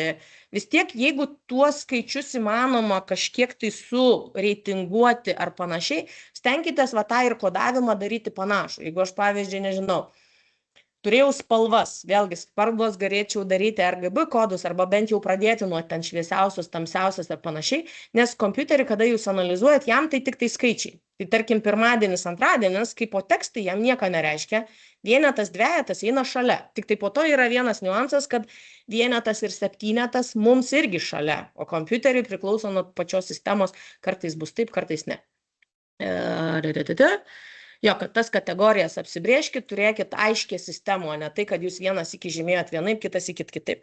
Ir vėlgi dėl tų kategorijų, ką čia, tai mes kažkada darėme savo datasetą, analizavom spaudoj straipsnius ir tiesiog sentimentą priskirinėjom ten kiekvienam sakiniui, man rods, ir apie 10 000 įrašų buvo, bet kadangi mes tais laikais dar neturėjom tiek daug darbų, tai mes darėm, kad ne šiaip pasidalini tarp 4 žmonių po 2500. Ne, 4 žmonės po 10 000 analizavo, o po to darėm analizę, kur sutampa sentimentai, kur nesutampa, tuos aptarinėjom. Tai jeigu turit laiko, gali daryti. Mes daugiau taip nebedarėm niekada, nes labai ilgai užtruko.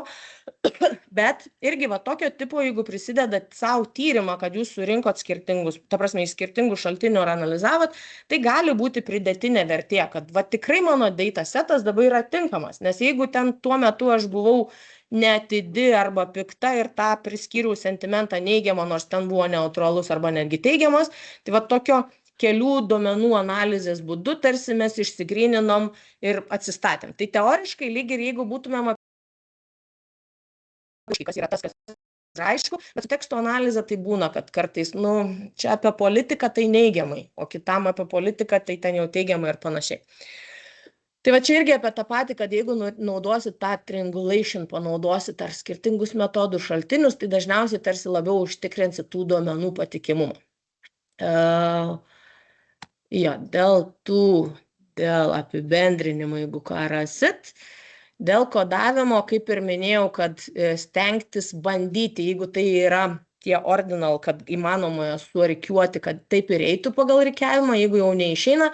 Irgi viena iš dalių, kaip galit koduoti, būna, nedažnai ją taiko, bet perversti po to jūsų visą tą kažkokį kontekstą į dvejetainę sistemą. Tai yra, aš vietoj to, kad apibrėžčiau vieną kategoriją, išsidalinu į keletą iš jų, pavyzdžiui, ar buvo minimas tas, taip ne. Tai va tas taip ne būna lengviau, bet jų tų būna savybių daugiau ir kartais tai tinka, kartais netinka, tai va matysit pagal kiekvieną situaciją. Ir kita dalis su duomenų tuo valymu, kaip sakiau, irgi yra, kad gali būti, kad jūs surinkot duomenis ir ten yra tuščių vietų, tarkim, pusė savybių yra neužpildyta, ką su jom daryti. Jeigu užpildysit atsitiktiniam, matyt, nelabai gerai bus. Tai irgi vienais atvejais renkasi tuos duomenis papildyti, kitais atvejais, tarkim, yra, kad renkasi tuos duomenis augmentuoti pagal panašius surasti ir tada. Trečiais atvejais tiesiog tuos trūkstamus duomenis, tuos visai įrašus ištrinat, jeigu jums tikrai jų užteks. Bet vėl kaip grįžtų prie to paties. Neištrinat jums nepatogių. Ištrinat tuos, kurie tikrai netinkami tai analizai. Ir kai jau trininėjat, visą laiką pagrindžiat, kodėl ir pagal ką jūs tuos duomenis valėt, kad nebūtų, man nepatiko ta klasė ir dėl to aš ją ištriniu. Tai va, viena iš tų temų, kur man dažniausiai iš asmeninės pozicijos dažniausiai norisi sakyti, dėl to descriptive statistics, kai jau turit duomenų rinkinį, visą laiką turėtumėt jį apibūdinti. Nėra, kad aš surinkau duomenų rinkinį, tai panaudojau, gavau tą. Visiems įdomu, o koks jūsų duomenų rinkinys. Tai jūs tarsi ir turite apibūdinti, kiek buvo įrašų, kiek kiekvienos kategorijos buvo įrašų, kaip tie įrašai pasiskirsčiusios reikšmės. Ar ten yra 90% vyrų ir 10% moterų ir aš darau kažkokias tai prielaidas ar panašiai. Ir su pačiu pasiskirstimu, dabar galvoju, čia ne visai apie tai. Tai va čia labiau pereisim, kad yra tas tarsi 3 pagrindinės metrikos. Moda, mediana ir vidurkis, mean angliškai. Ir dažniausiai, jeigu tai yra skaičiai, tai va tas 3 ir rasit, bet iš tikrųjų, gerai, ten kažkur bus. Čia tiesiog vėlgi apibrėžimai, ką jūs teoriškai jau žinot, kad kas yra nominalios reikšmės. Nu, ne taip aš apibūdinčiau. Čia labiau yra, kad aš turiu kategorijas, bet aš jų negaliu surikiuoti. Kas yra daugiau, vyras ar moteris? Jo, bet jeigu imčiau, tarkim, ten vyro ūgį, tada taip, galiu juos surikiuoti pagal kažką, bet pačios, tai tarkim, irgi čia religijos, kuri yra daugiau, kuri mažiau, tų negaliu rikiuoti, dėl to tarsi gaunasi tas nominal, jiem net vidurkio neišeina man skaičiuoti, nes, kuris pirmas, kuris antras. Tada, jeigu turim ordinal, tai reiškia, kad jau galiu surikiuoti. Pavyzdžiui, pirmadienis, antradienis, trečiadienis, jie nėra skaičiai, jų negaliu dar po kablelio, bet jie turi savo eilę, kad tas. Ten irgi, tarkim, netgi tie patys pavasaris, ruduo, žiema ar panašiai. Tuo tarpu, tarkim, va tie intervalai skaičiai, tai va jau čia turiu pačius skaičius ir jau galiu visą tą statistiką daryti, kad po kablelio 10 skaičių ir panašiai. Bet kodėl aš link to, kad neužtenka tų 3M, jeigu turiu tokius duomenis, man reikia dabar statistiką atvaizduoti, ką apie juos vaizduosiu. Tai kaip ir labai paprasta, kad man, tarkim, reikėtų koks vidutinis, koks mediana ir panašiai. Tai va tie visi skaičiavimai gan paprasti, kad jeigu turiu kokią, tarkim, gerai, vidurkį, visus sudėsiu, dalinsiu iš tiek, kiek buvo, gavau, kad 78,5.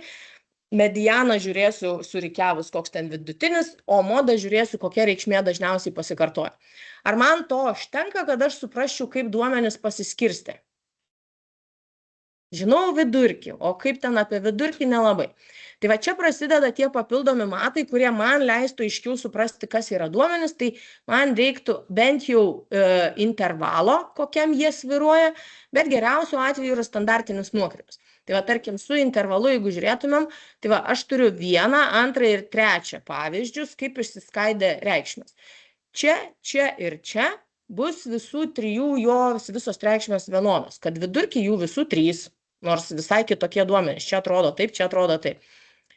Intervalas, tas range, gerai, šiuo atveju bus 0, nes jisai vieną reikšmę turi ir irgi, jeigu gavo tokius duomenis, jau kažkas blogai, dažniausiai nebūna, kad viena reikšmė visą laiką. Čia nors reikšmės skirtingos, bet vis tiek range yra tas pats, kad jisai svyruoja nuo tiek iki tiek. Tai va, su standartiniu nuokrypiu jūs jau galit labiau atspindėti, kaip pačios reikšmės buvo pasiskirščiusios, bet dar prieš tai viena dalis čia irgi labiau susijusi su matavimais ir klasifikavimu, kuo skiriasi accuracy ir precision. Tai va, pavyzdžiui, idealiu atveju, jeigu man reikėjo pataikyti čia, į centrą, bent jau į tą, tai va aš čia turiu, kad taip, šiuo atveju turiu ir tikslus, ir tikslus. Tai žinau, kad yra terminas lietuviškas, bet aš vis užmirštu lietuviškus terminus čia. Tai va, aš norėčiau tokios situacijos. Ši situacija už tą yra kuo blogesnė. Jo, kad aš tarsi va tas akurasi gavosi šiek tiek prastesnis, nes kartais nebepataikau į tą viduriuką, nutolstu į šonus. Ar ši situacija yra geriau negu ši? Kuo geriau?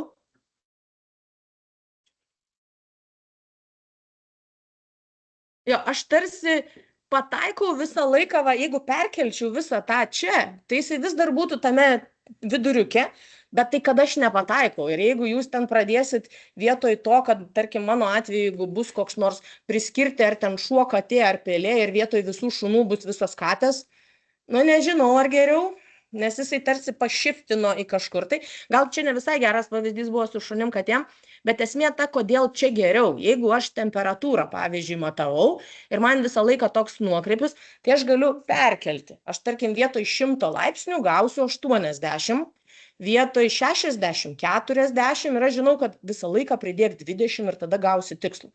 Tai vėlgi, tas ne visą laiką galioja, bet tai va šiuo atveju tarsi bus, kad aš aplinkui intervalas variance yra mažas, bet aš nepataikau į vidurkį ten. Tai va tarsi tas precision geras, bet low akuras. Ir blogiausia, kada jūs ir, tarkim, nu gerai, čia vis tiek gausis per vidurį panašiai, tai būtų dar blogiau, jeigu ten kažkur toli ir irgi įsibarstęs labai daug.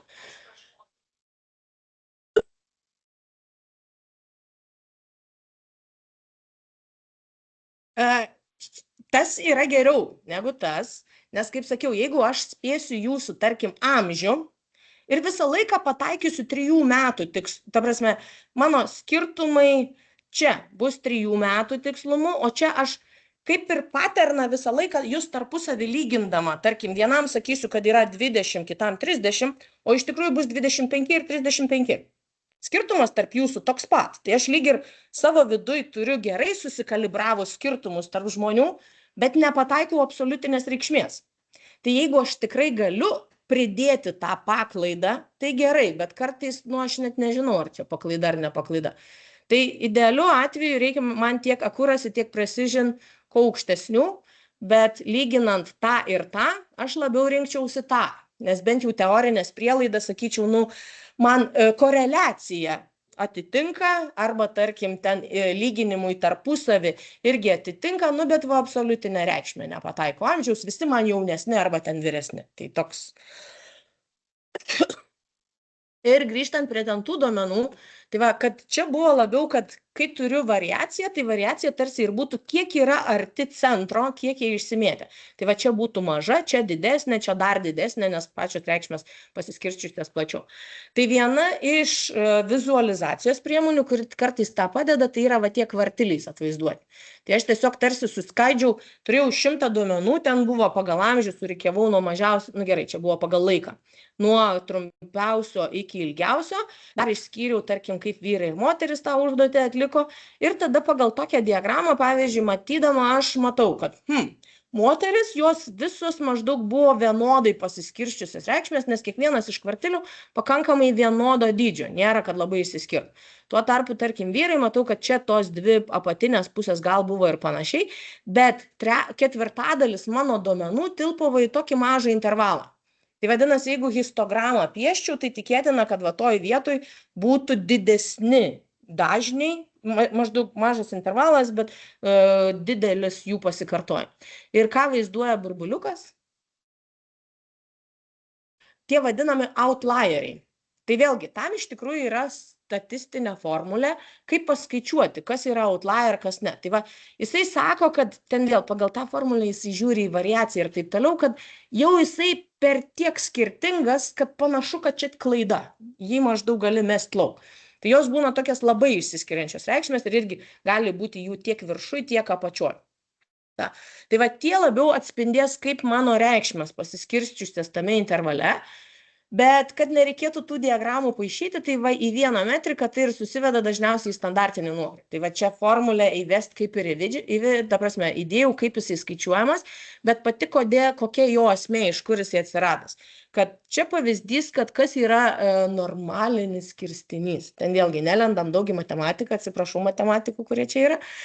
Ta, kad teoriškai aš tarsi, jeigu turiu kauliuką ridenu, tai kokia tikimybė, kad iškris vienetas, dvejetas, trečias, šešetas. Teoriškai vienoda. Jeigu tai. Tai va turėčiau gauti tokį dažnius, kad ir tam tokia tikimybė, ir tam, ir tam. Jeigu ridensiu 2 kartus kauliuką ir skaičiuosiu jų sumą, kaip tada pasiskirstys reikšmės? Tikimybė gauti 2 ir tikimybė gauti, tarkim, 7 nebėra vienoda. Nes aš tuos 2 nepriklausomus ėmiau tarpusavį ir gausis, kad dvejetą gaučiau, man reikėjo ir pirmas iki vieneto, ir antras iki vieneto, tai aš dauginu tas 2. Kad gaučiau trejetą, ko reikėjo? Ir 1, 2. Jo, tai va tų variacijų daugėja, kuo labiau esam ties vidurio, dėl to po antro metimo bus taip, po trečio taip, po ketvirto taip. Tai dažniausiai va tas ir yra, kad jeigu mes turim atsitiktinį dydį, jisai į varpą tą turėtų būti panašus. Kartais jisai ten irgi būna pasislinkęs ir taip toliau, bet čia niuansai. Tai link kad mūsų, jeigu tikrai skaičiai tarsi yra pasiskirstę pagal tą, ir jeigu aš žinau standartinį nuokrypį, man tada labai lengva įsivaizduoti, o tai kokios yra galimos mano reikšmės, kokiam pasikliaunamumo intervale. Tai va, jeigu buvo čia reikšmės ir jeigu turiu vieną standartinį nuokrypį minus 1 plus, tai aš padengsiu 67% visų reikšmių. Jeigu turiu 2, tai va dažniausiai ir būna tas minus 2 standartiniai nuokrypiai, plus 2 standartiniai nuokrypiai. Tai galėčiau sakyti, kad taip 95% visų galimų reikšmių aš apėmiau. Tai va čia mes praeitą sykį diskutavom pavyzdžiui. Jeigu aš paskaičiuoju, kad Vilnius Tech doktorantų amžiaus vidurkis yra 40. Ką man tai sako? Nieko. Tie mano skaičiai dabar išgalvoti ir gali būti, kad taip net neišeitų ten paskaičiuoti, bet jeigu aš paskaičiuosiu, kad jų standartinis nuokrypis amžiaus yra 5 metai, tai kokio amžiaus doktorantų aš tikėčiaus? Vidurkis 40, standartinis nuokrypis 5. 2 reikia atimti, jeigu su 95% tikimybė. Tai vadinasi, nuo 30 iki 50 tikėčiaus. O jeigu standartinis nuokrypis 10,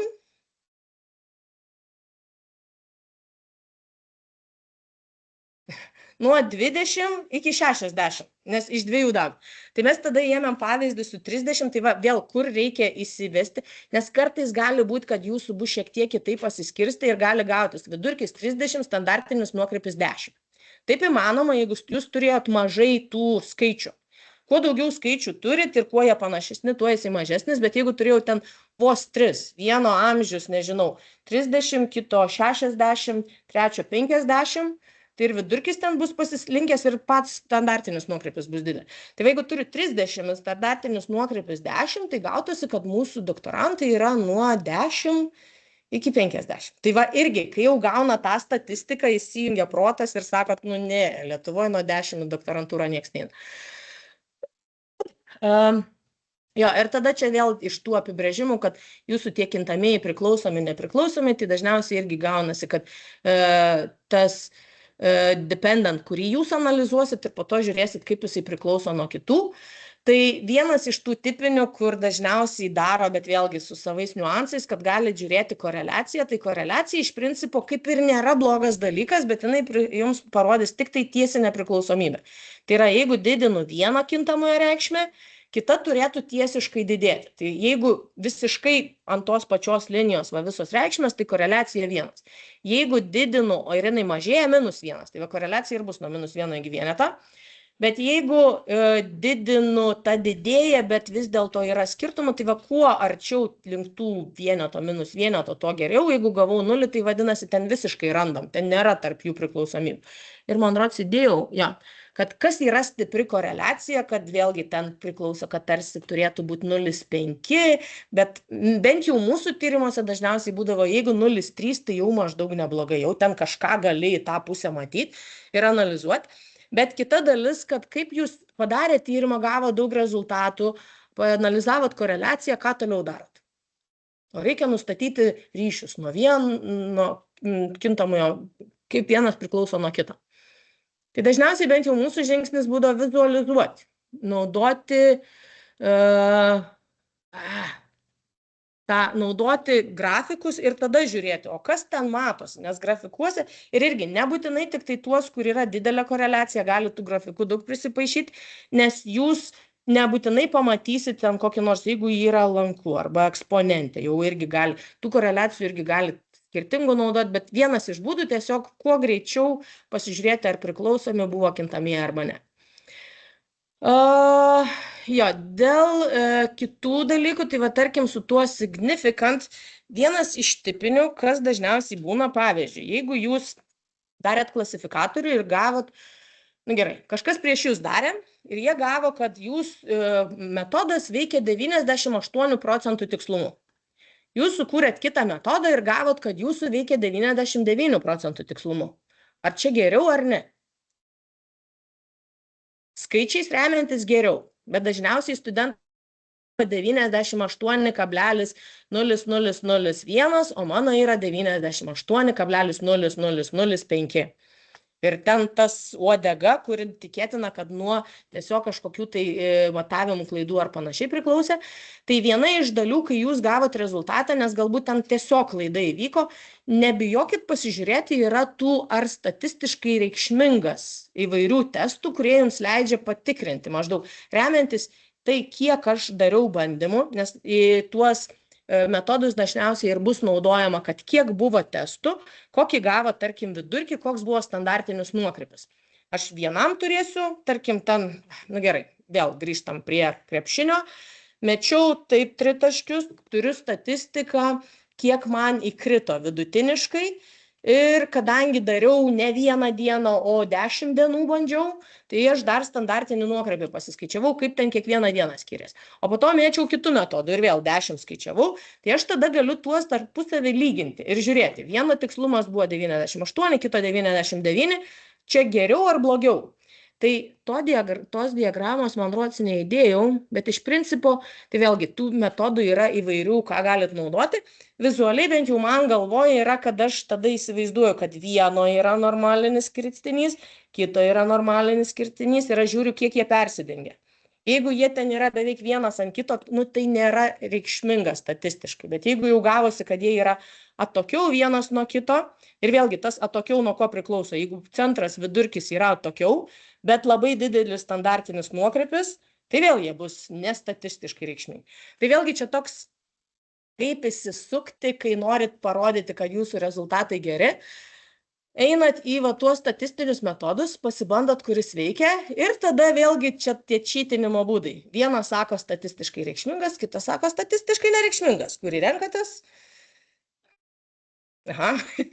Bet tvarkingai darant turėtumėt taip ir sakyti, va, aš taikiau 3 skirtingus metodus, tas sakė taip, tas sakė taip. Ir tada jau daro tą kokybinę analizę, o kodėl, o kuriais atvejais čia ir kurį iš tikrųjų man ten labiau reikėtų analizuoti.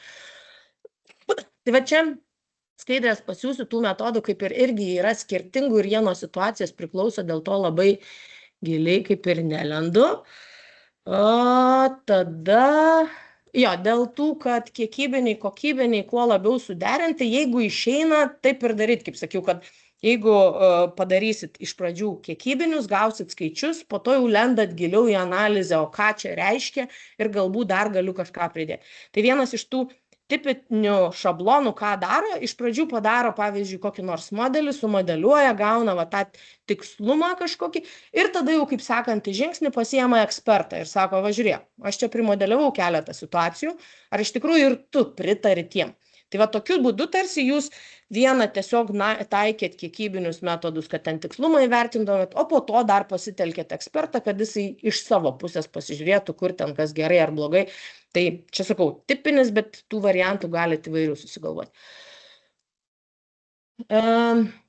Ir kaip vaizduoti rezultatus, tai vėlgi čia ta dalis, ką tikėtina, kad žinot, nes kodėl rezultatų vizualizavimas labai svarbu, kad Daugelis iš jūsų esate tinginiai, tie, kas skaito jūsų straipsnius, irgi tinginiai. Turiu omeny, kad iš prigimties žmogus tinginys, ir mes viską automatizuojam, kad būtų paprasčiau.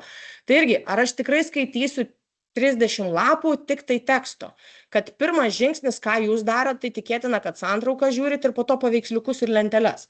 Tai lygiai taip pat, kai ir netgi dabar būna prie santraukas prideda tą featured image, kad maždaug va čia paveiksliuką pažiūrėk ir tada suprasi, ar ten tau reikia ar nereikia. Tai dėl to ir su jūsų duomenim, kad jūs galit labai detaliai aprašyti, bet retai kas skaitys. Nes vienas iš tų būna, kad kartais doktorantai ir jau mokslininkai pasigodžia, kad aš tiek laiko rašiau straipsnį ir mano straipsnį perskaitė ten kokie 10 žmonių. Tai kartais rašot tam, kad rašyti, nes jums reikia. Tai jeigu norit, kad tą labiau skaitytų, toks šiek tiek pataikavimas, bet irgi pridedat vizualumo aiškumo, nes jeigu bus tik tai labai giliai formulės ir panašiai, sudėtinga, tingiu, tai aš geriau pasižiūrėsiu kitą, kur, nes vienas, vėlgi, ten apie tai šiek tiek šnekėsim, man rods, yra, kad cituojamumas jūsų straipsnių, tai yra tokių, kurie vaikosi ir ten yra irgi keletą metodų, kaip tą padaryti.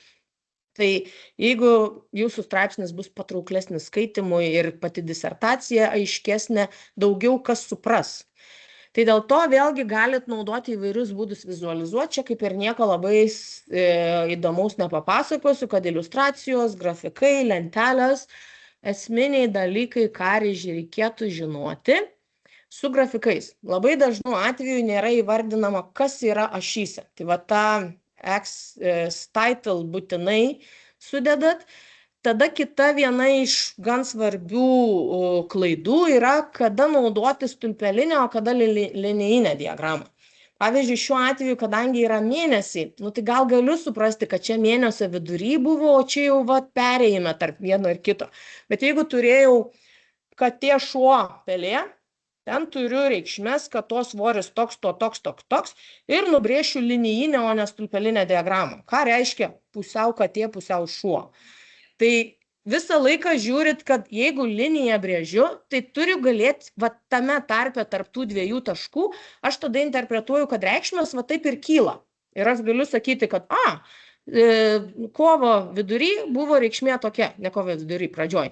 O vidury tokia, nes tiesiog priėmiau, kad tai linija. Tai jeigu to negaliu padaryti, vadinasi, nededu. Ir irgi kas praverčia, čia žiūriu neįdėjau, bet jeigu įmanoma paskaičiuoti tas jūsų skaičiavimų paklaidas, tai irgi kai jau brėžiat liniją, gali čia prisirasti ir tas toks intervalas aplinkui, kad jo, čia paklaida buvo tokia, čia tokia, maždaug aiškiau leis įsivertinti žmogui skaitančiam, kiek ten jūsų duomenys yra sviruojantis ar nesviruojantis. Jo, tada viena iš tų, kad irgi dabar didžiąją dalim visų ir jums reikės, iš kur tą paėmėt. Jeigu paėmėt, nurodot šaltinį, jeigu patys kūrė, ten būna kurto autorius ar panašiai, tai dažniausiai nurodo, ką reikės rašyti. Vėlgi, tie visi tekstai nerašykit ilgų, turėtų būti pakankamai aiškus. Čia, neatsimenu, ką turėjau galvoj. Tai va čia, kad jeigu išeina, galit netgi nurodyti tas paklaidas arba tiesiog vaizduoti keletą duomenų ar panašiai.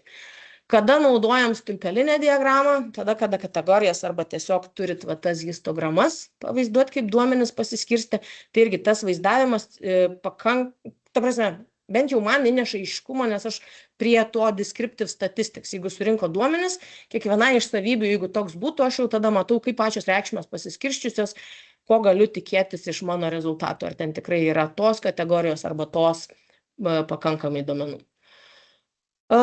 Su stulpeliniu, su tom skrituliniam diagramom, kur dažniausiai būna klaida, kad šiaip aš ten, tarkim, suskaičiavau kažką ir susumavau ir nesigaunu, ta prasme, proporcijas galiu daryti, bet sumuoti ne visą laiką, ypač jeigu čia būtų daugiau įrašų, čia mažiau, ta prasme, ją labiau orientuokitės, ar tikrai galiu apibendrinti, kad čia yra 100%.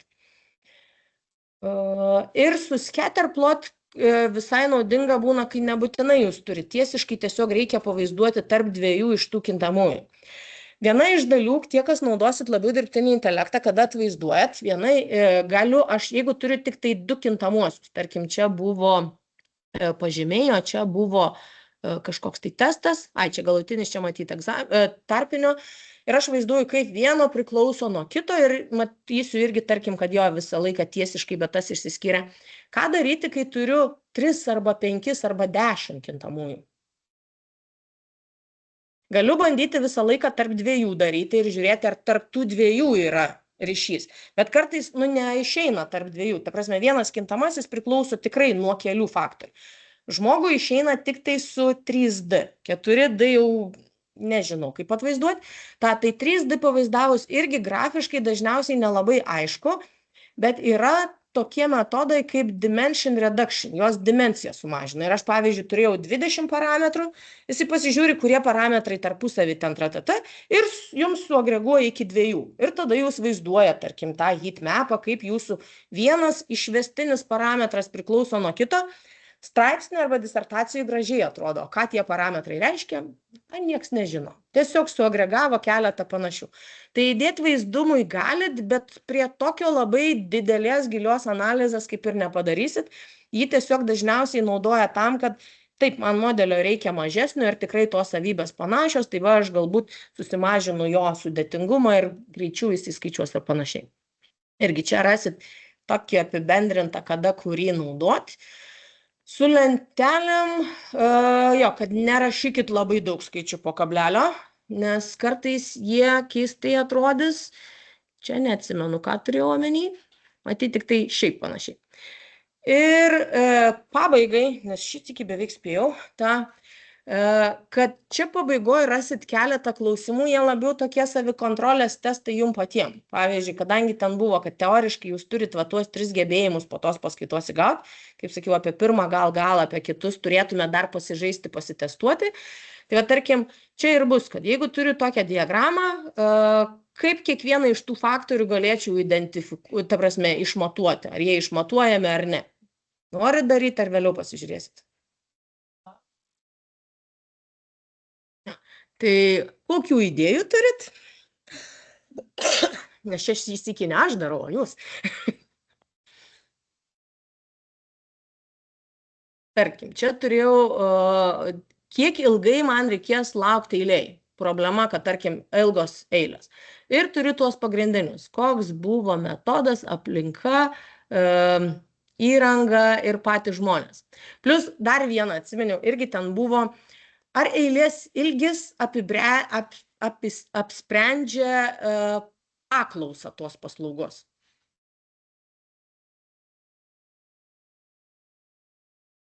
Jo, bet maždaug, kad jeigu žmonės laukia, tai galbūt. Bet čia va vėl ta dalis filosofinė, nes su disertacija ir su tyrimais taip dažniausiai yra, kad nėra teisingo atsakymo. Jeigu žmonės laukia, tai matyti tikrai nori. Ir ten būna, kai laukia naujo iPhone ar panašiai per naktį ir taip toliau. Bet nuo tam tikros ribos prasideda, kad man jau per ilgai laukti ir aš išeinu iš eilės ir jinai kurį tai laiką ilgėjusi, po to pradeda trumpėti, nes vienas išėjo, kiti suprato, kad reikės ilgai laukti. Tai čia irgi toks lyg ir mato vienetas neblogas paklausai apibūdinti, bet dar turėčiau turėti daugiau konteksto, kad ar iš tikrųjų aš jį visais atvejais galiu taikyti, ar vis dėlto dar reikia papildomų savybių, kad įsivertinčiau, kad kiek ten ilgai reikėjo laukti ir aš tik...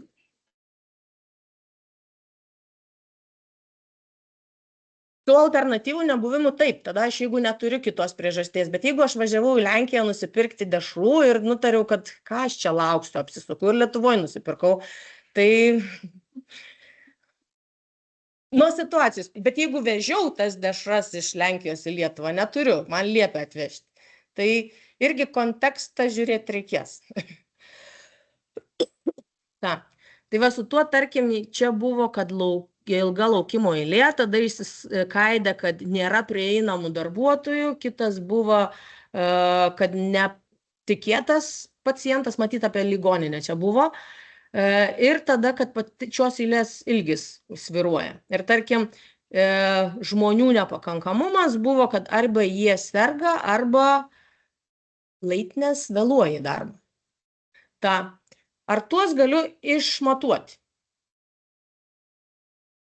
Nes jeigu galiu išmatuoti, teoriškai tada viskas galiu nebedaryti. Jeigu buvo stuff not available, irgi toks lyg ir galėčiau matuoti, kokią proporciją tarp tų žmonių, ta prasme, kurie neprieinami, kurie prieinami, bet čia tas prasideda, kad kartais jūs tiesiog va tą metriką imsit, kartais lysit giliau. Tai jeigu įmanoma lyst giliau, dar galit pasitikslinti, blogiau nebus. Tai va su ta užduotim kaip ir nėra, kad teisingas, neteisingas, čia labiau kiekvienam pasižiūrėti, o ką jį išskyrė, o kokius dar sudalino ir kaip visą laiką nepriimti, kad būtinai tas yra 100% teisinga, gali būti, kad dar kažką tai rasit savo. Kaip nustatyti įtaką, čia jau yra jūsų darbas. Jūs turit vykdyti arba eksperimentus, arba analizuoti duomenis ir tada jau remiantis, tarkim, ten statistiką ar kažkuo tai įsivertinti. Vienas iš būdų, kada jūs tingit daryti labai gilią analizę, yra... Ne, to nedarykit. Dabar negražiai pasakysiu, bet mūsų universitete yra viena kryptis multikriterinių sprendimų priėmimo metodų. Ten yra tyrėjų, kurie labai daug dėmesio tam skiria. Ir tai skamba labai gerai. Multikriteriniai sprendimų priėmimo metodai. Supaprastinta versija yra kokia? Aš turiu daug savybių, kaip nustatyti, kuri iš jų svarbiausia. Daryti eksperto apklausą. Ir vėlgi, ten tų metodų yra skirtingų. Vienas iš jų, jeigu aš pavyzdžiui turėjau, yra metodai, aplinka, įranga ir žmonės. Kaip juos tarpusavį, kokį svorį kam skirti? Galėčiau klausti dabar kiekvieno iš jūsų kaip eksperto, kaip skirsi, tai vėlgi vieni čia skirs 10, kiti 20% ir taip toliau. Tai su tais multikriteriniais sprendimų priėmimo metodais jie sako, kad būtų šiek tiek tiksliau, tu analizuok porom ir man sakyk, ar tau aplinka ar metodas yra svarbiau. Ir kiek svarbiau, ten yra dažniausiai skalė iš 7 ir jūs sakot, kad tarkim lygiaverčiai, o dabar kaip aplinka ir įranga. Ir jisai taip visas kombinacijas pereina, kada gauna jūsų va tą pasiskirstimą, kas man svarbiau, tas ar tas, tas ar tas, tai va šiuo atveju, jeigu turiu 4 savybės, kiek reikės kombinacijų pereiti? Kaip skaičiavot? Dalinti iš 2. Nes ar lyginsiu environment su metodais, ar metodus su environment, man nesvarbu. Į abi pusės. Tai šiuo atveju tų lyginimų, kol 4 kaip ir dar proto ribose. Ir va iš tų visų, kai jisai palygina man tas svarbiau, tada išsiveda pagal tuos skirtingus metodus, koks turėtų būti svoris.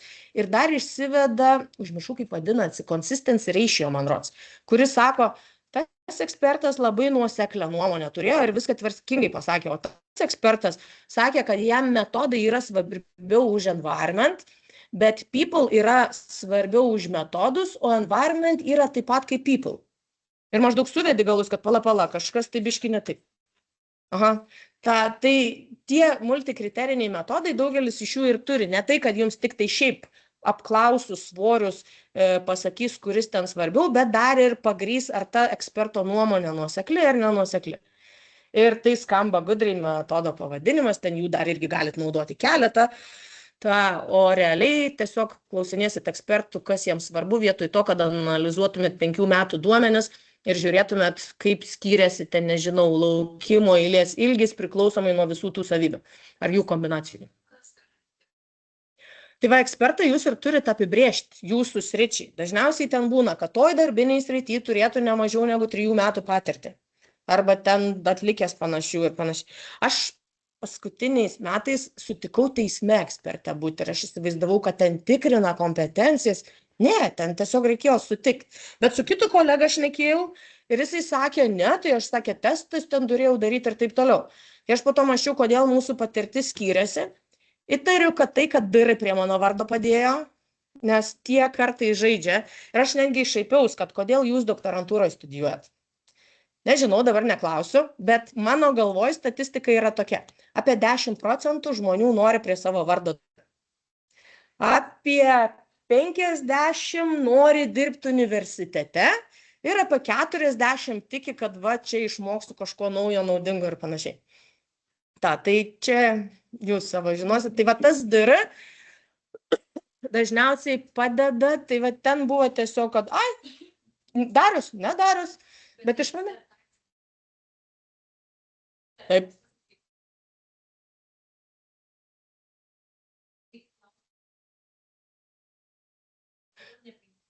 Jo, ta dalis yra sudėtinga, sutinku, bet tada ir yra jūsų vaizduotė, kaip pagrysit. ar toj srity pakanka. Pavyzdžiui, irgi nuo sričių priklauso. Kai kurios ten bus, kad jie turi patirties, turi sertifikatų, tiesiog pagrįsti, kad taip, jisai išmano, ką daro. Tarkim, to teismo atveju buvo, kad reikėjo pateikti irgi diplomą, kad turi, kokius mokymus praėjai ir panašiai, ir jie užskaitė, kad viskas gerai. Taip. Tai va, ten aš sutinku, kad labai sudėtinga, nes po to prasideda patirti kur. Ten, pavyzdžiui, jeigu aš esu dailininkas ir aš neišmanau, bet tarkim, ką sumasčiau, ten aš modernizmo labai gerai išmanau, o man reikia kažkur ekspertuoti klasicizmą. Ar aš tinku, nors turiu 20 metų patirtį? Tikriausiai ne, bet jeigu nėra geresnių, nu tai tada taip.